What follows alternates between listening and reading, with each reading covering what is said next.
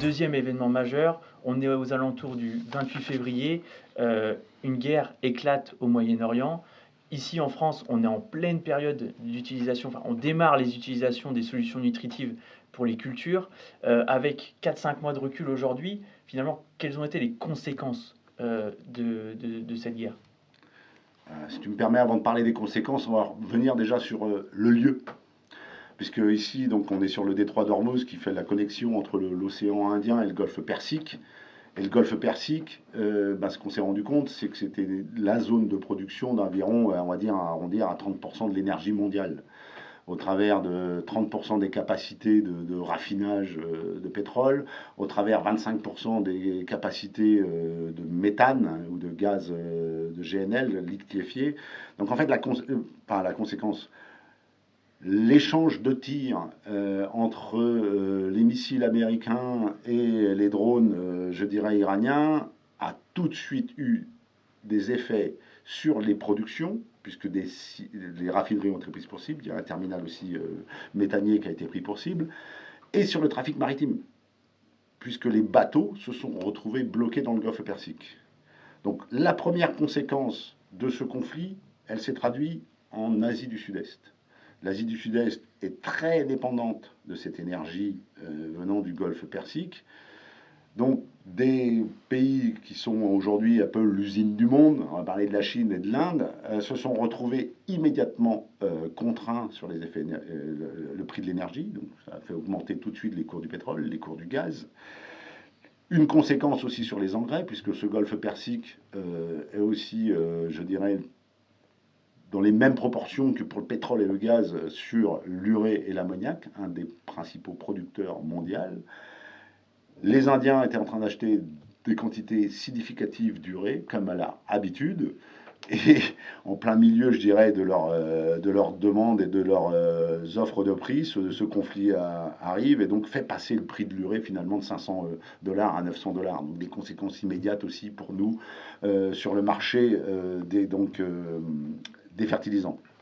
Deuxième conséquence, comme je l'ai dit, les bateaux bloqués ont entraîné une rareté sur d'autres destinations.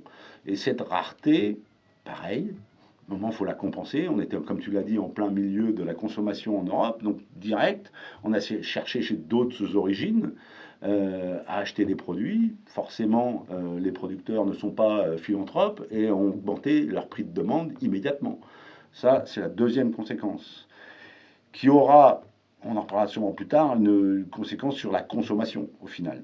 Et la troisième conséquence, très importante, là, très très importante, c'est que 45% du soufre mondial, qui sert d'intermédiaire, enfin de matière première, pardon, pour des activités chimiques et aussi pour des engrais, est situé dans le golfe Persique. Donc là, des effets immédiats sur les producteurs de phosphate, qui ont besoin d'acide sulfurique pour attaquer la roche phosphatée et la rendre soluble.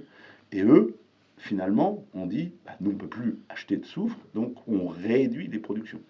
Donc là aussi, réduction des productions sur les phosphates, donc renchérissement du prix, encore. Voilà les principales conséquences qu'on a eues sur ce marché.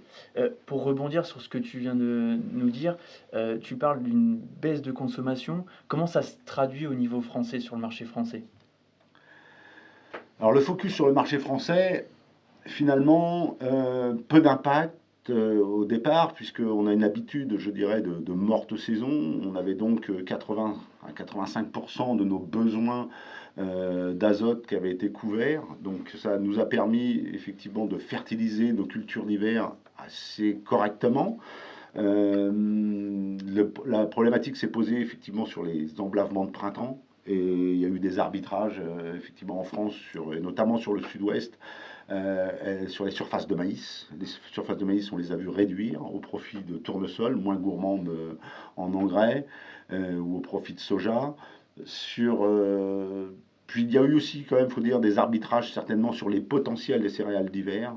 Les agriculteurs ne souhaitant pas comment faire du réappro, comme on dit généralement au printemps, pour prendre le dernier camion, on limitait sûrement un peu les apports sur certaines cultures ou sur des parcelles qui ne présentaient pas un potentiel suffisant. Donc il y a eu des arbitrages, effectivement.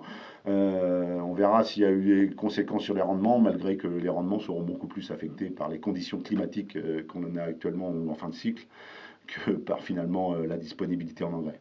Et finalement, sur cette période, d'un point de vue global, et je dirais même aujourd'hui, qui est capable d'acheter de l'engrais?